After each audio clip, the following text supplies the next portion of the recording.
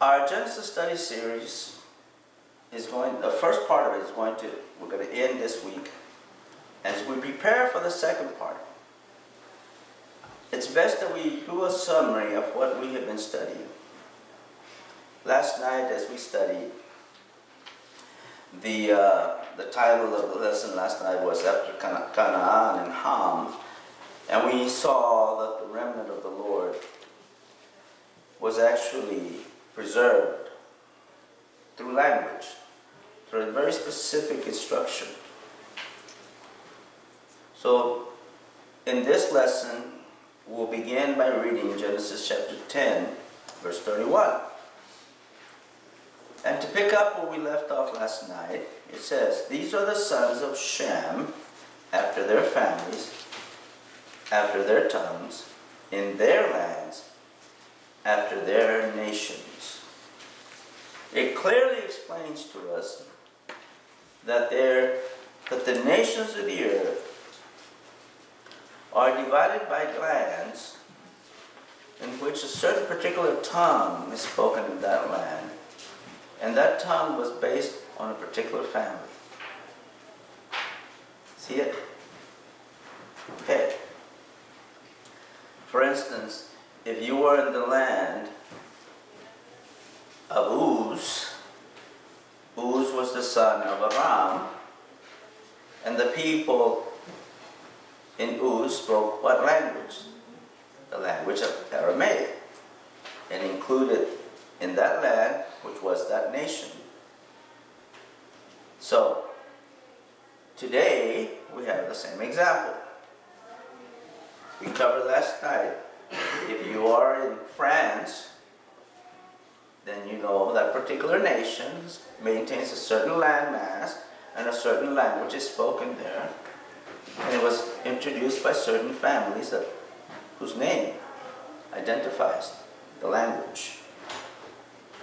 So, we learned from the previous study why the Lord divided the peoples of the earth.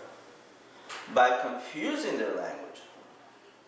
People think the Lord divided the earth by what mass? He divided the earth by the people. And that people were divided by their language. And it was necessary that it happened that way. The purpose behind every action of the Lord is at first seen as being arbitrary and self-serving. People would say, well, why does God allow this or why does God allow that? You know, everything that God does serves God only and not man, and we have to be slaves to God. They don't quite get the picture. The people have free choice and free will. Ask today, why not allow them to make themselves a city in their name? And why not let them build a tower to reach up to heaven in their name? What is wrong with that? Are we not free beings? They were all of one language until they decided to make themselves their own God.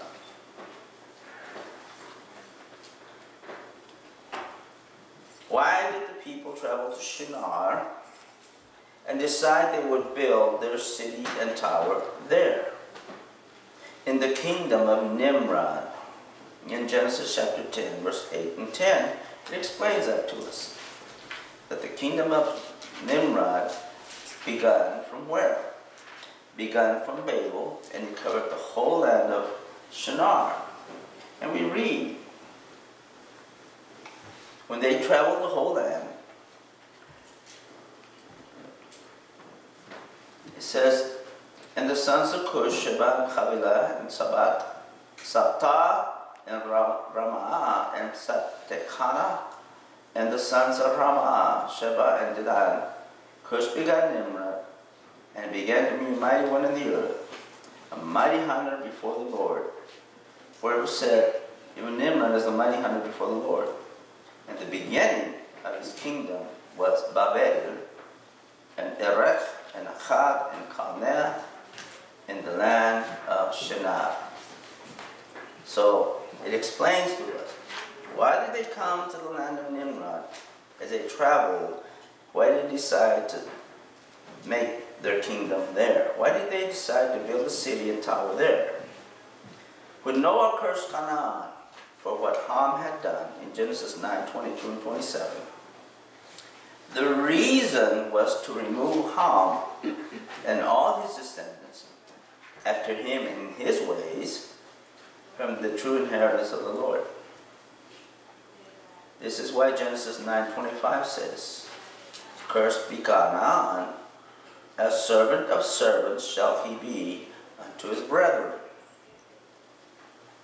What we see in Genesis 10:8, by the prominent mention of Cush begot Nimrod, is how the enemy of God, which is the serpent, has established his dominance through man of the peoples of the earth.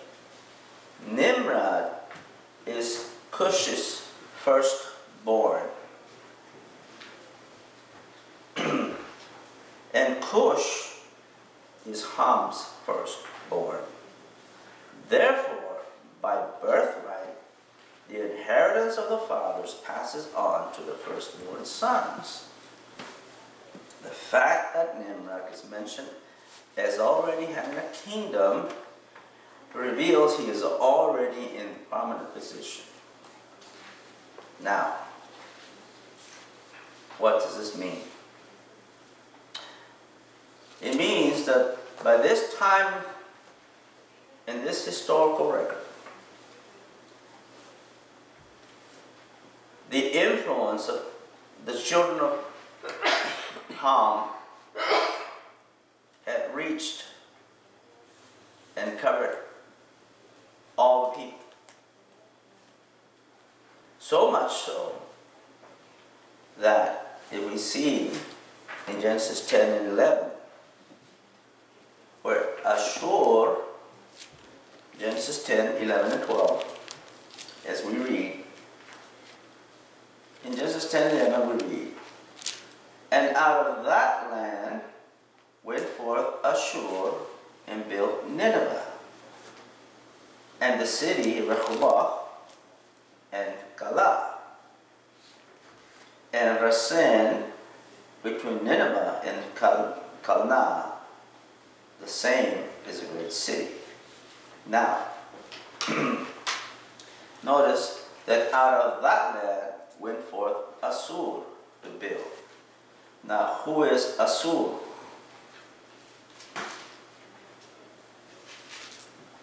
Assur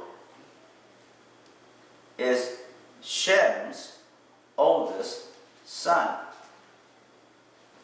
What is Shem's oldest son doing and coming out of Shinar to build a city? Why? Well, in Genesis 10:22 we read, "The children of Shem, which are Elam, and Ashur, and Arpachshad, and Lud, and Aram." So, the children of Ham have already influenced all the people. Even the eldest sons of Shem are being influenced. They are already corrupt. How do we know that? They're building cities in and around the kingdom of Shinar. In agreement with whom? Nimrod. Why?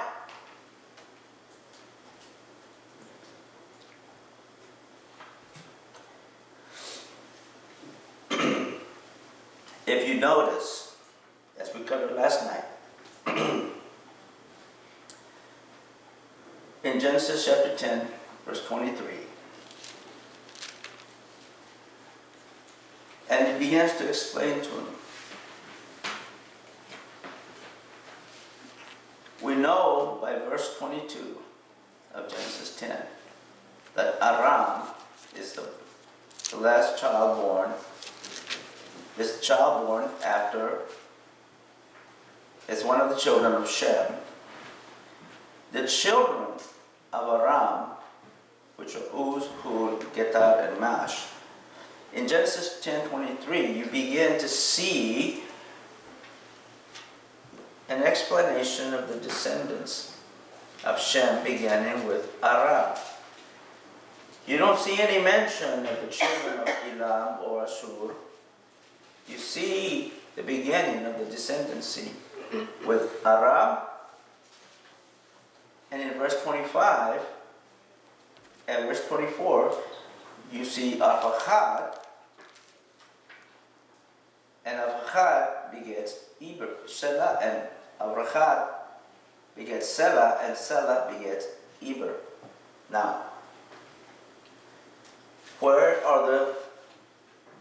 are not Elam and Ashur included in the descendancy of Shem?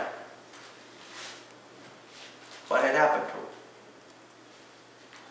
What happened was that they were corrupt. There's no mention of them here because there's no kingdom and no nation attributed to them anymore under the descendants and inheritors of Shem. They will be on the earth, but not under Shem. Elam will be a kingdom.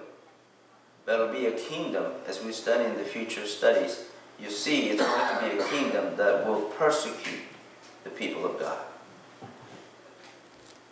And Ashur is the root word for the nation and language of Assyria. And Assyria persecuted the children of God. So you're going to see this in the other studies. But I want you to see now, as focus, that this is where they began. And now you know why they will persecute God's children. It's because they were not the kingdoms that they had formed and shaped for themselves was taken from them. They were trying to make a name for themselves and not in the name of God. So when God changed the languages, the people stopped building the city and the tower and were dispersed throughout the world. Therefore, they stopped doing the work of their own imagination. So, what do we see here? We see the generations of Shem beginning in Genesis 11:10. That begins with Arpachshad.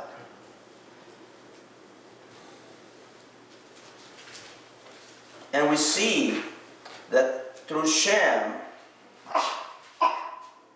is a clear chronology all the way up unto Abraham, as we see in Genesis 11, verse 27, with the generations of Terah. And Terah, who was Abram's father, Abram, Nahor, and Haran were his sons. Abram is Abraham in the future. So what are we seeing here? We see that what has happened in the past has prepared the future through a very specific language.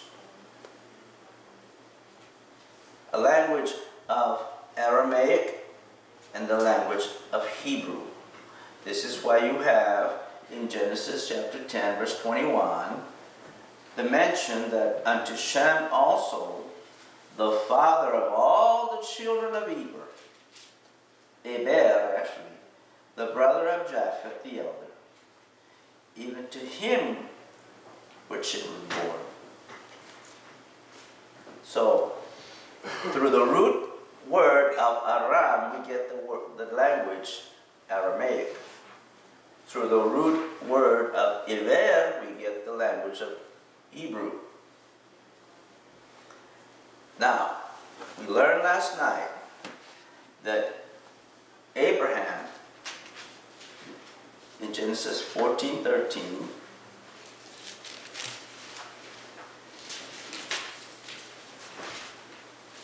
is known as a Hebrew.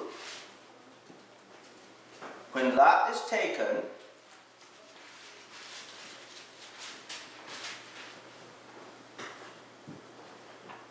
one escapes and comes to tell Abram. And he says in verse 13, and there came one that had escaped and told Abram the Hebrew, for he dwelt in the plain of Mamre, the Amorite, brother of Eshcol, and the brother of Aner, and these were confederate with Abram. And when Abram heard, notice very, very important, the next text.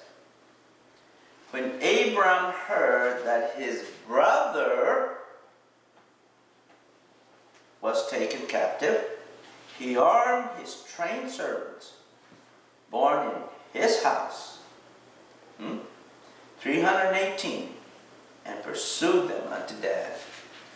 Why is this important? They were all part of the same. If they were confederate with him, okay? So it's important that Abram here is seen as a model and an example to those people around him. Why is this important? Abram didn't change what he taught, what he was taught. He spoke the language in the true form, and he spoke of the true God that had given him the wisdom. All the knowledge that Abram received from his fathers, and I'm talking from his generational fathers, like Nahor, and beyond, all the way up to Noah.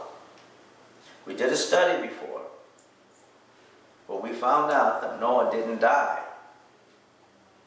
He was alive until Nahor and Terah were born. Noah was still alive. That meant that Shem and Japheth were still alive. So when all the people congregated and came together in the kingdom of Nimrod, in the land of Shinar, and confederately decided to make themselves a name, and build themselves a city, and build themselves a tower in their name, to rule over the peoples of the world.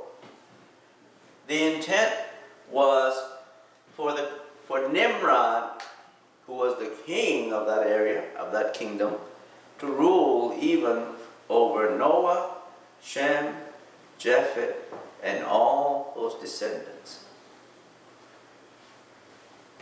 In essence, what had happened was what Noah had condemned Ham for, to take his inheritance away. Man had reversed it.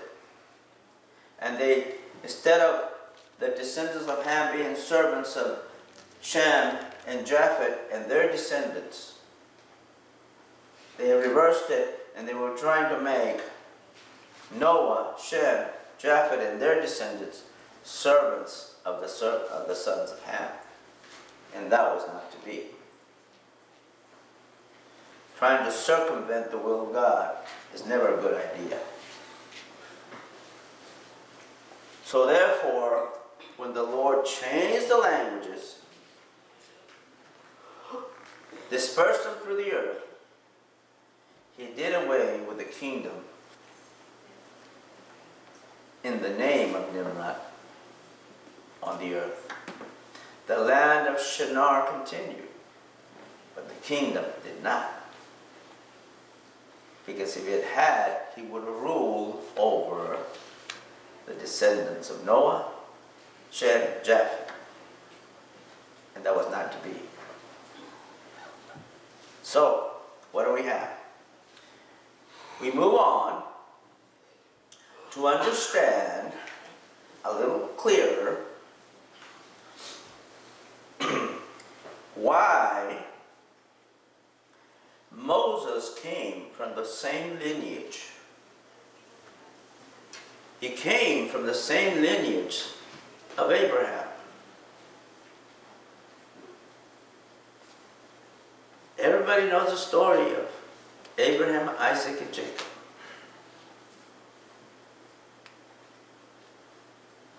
Moses returns to Egypt in the name of the God of Abraham, the God of Isaac, and the God of Jacob. He returns. Moses was a Hebrew. How do we know that? Let's go to the book of Exodus. What do we find in Exodus? Chapter 1. We find that we find the story of Moses.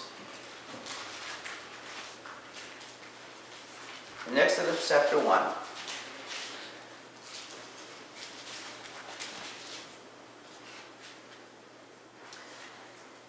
we see that in verse 15 and 16 that the king of Egypt speaks to the Hebrew midwives. And in verse 16, and he gives them instruction to kill all the male children born to the Hebrew wives, but to save the daughters. But in verse 17 of Exodus chapter 1, we read, "But the midwives feared God and did not as the king of Egypt commanded them, but saved the men children alive." And then when the king of Egypt found out, he calls the midwives in verse 18. In 19, the midwives respond to Pharaoh, telling him why they haven't killed children. Because the Hebrew women are not as the Egyptian women, for they are lively and are delivered ere the midwives come to them. In other words, the children are born before they can come in. So therefore, what do we have? The story of Moses.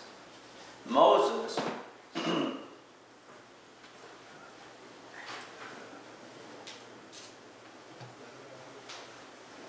is saved by the actions of his midwives. And he is placed in an ark. It's interesting that Moses will be placed in an ark.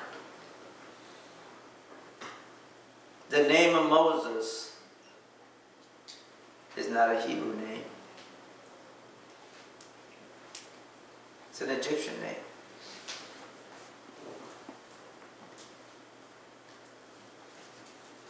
What does that tell you?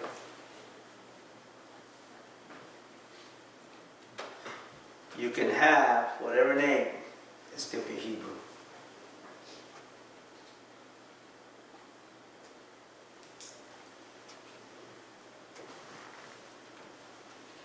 Whatever name they may give you, you can still be a Hebrew. What is a Hebrew? What is the meaning of the word Hebrew? You crossed over. Why is it important that we understand that?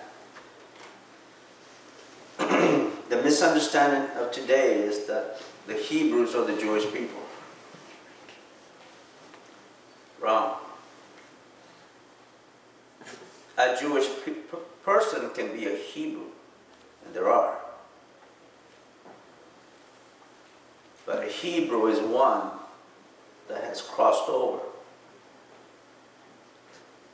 And you've crossed over of being a person. And let's look at the history of the Hebrew. It begins with Noah. Noah crossed over the flood.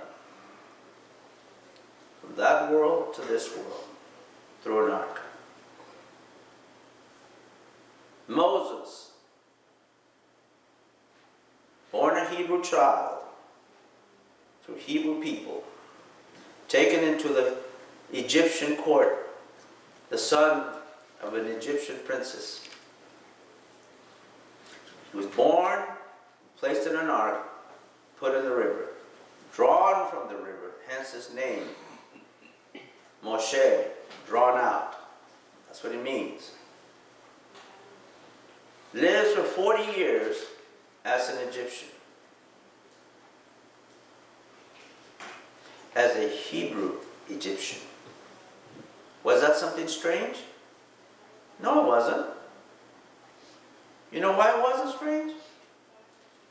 Because there was Joseph, who was a Hebrew Egyptian, who married an Egyptian woman and had 2 children with her, who were Hebrew Egyptians, Ephraim and Manasseh. It wasn't a strange sight. Moses chooses to be like his people and commits murder. He leaves Egypt.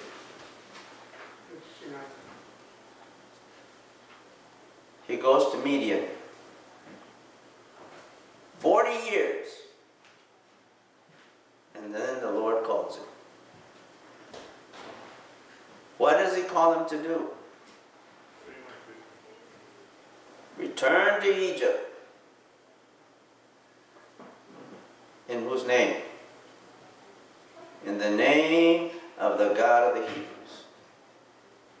Why is that important?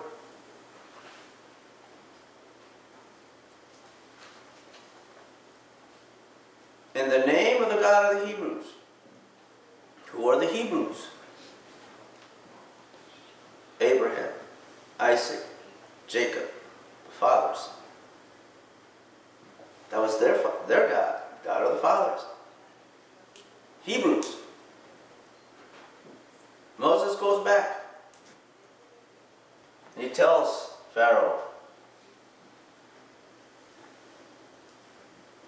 the God of the Hebrews says, let my people go. All right, a lot of talk for this.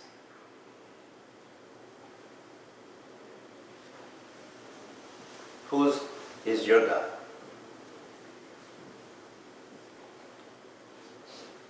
Are you a Hebrew?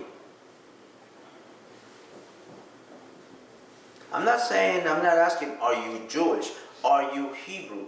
Have you made the decision to cross over from being a religious person to a person of covenant? Have you made a decision from living in this world, but living in covenant? Have you made a decision to let the truth, as it is written, be your example and model your life like it? Have you made that decision? If you have made that decision, and you accepted the covenant of God, and you accept the history that now pertains to you as a Hebrew, here's the big question.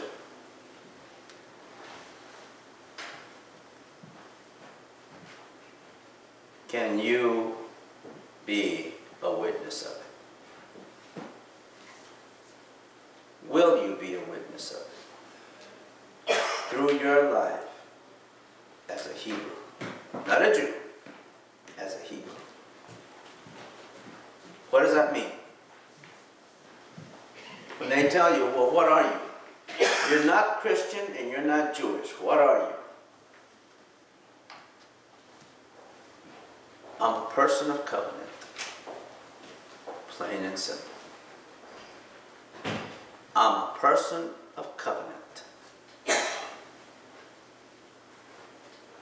Why is that important? Because the people of covenant are the ones who will be redeemed.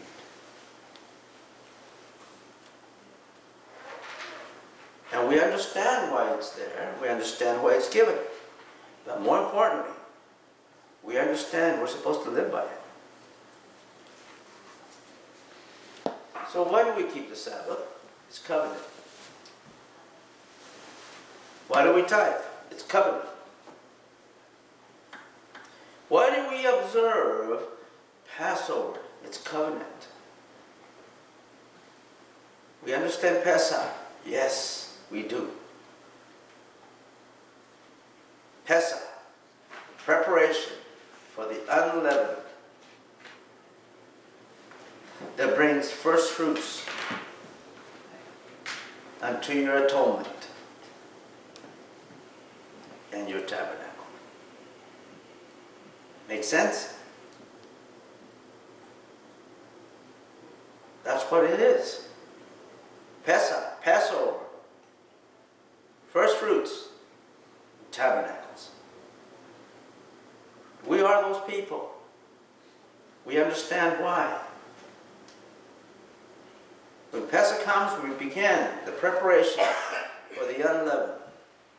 That'll bring the first fruits for our atonement, that we may tabernacle with God. That makes sense to you? And that's what it's all about. So let's learn the way. That's what it is. There's a way to do it.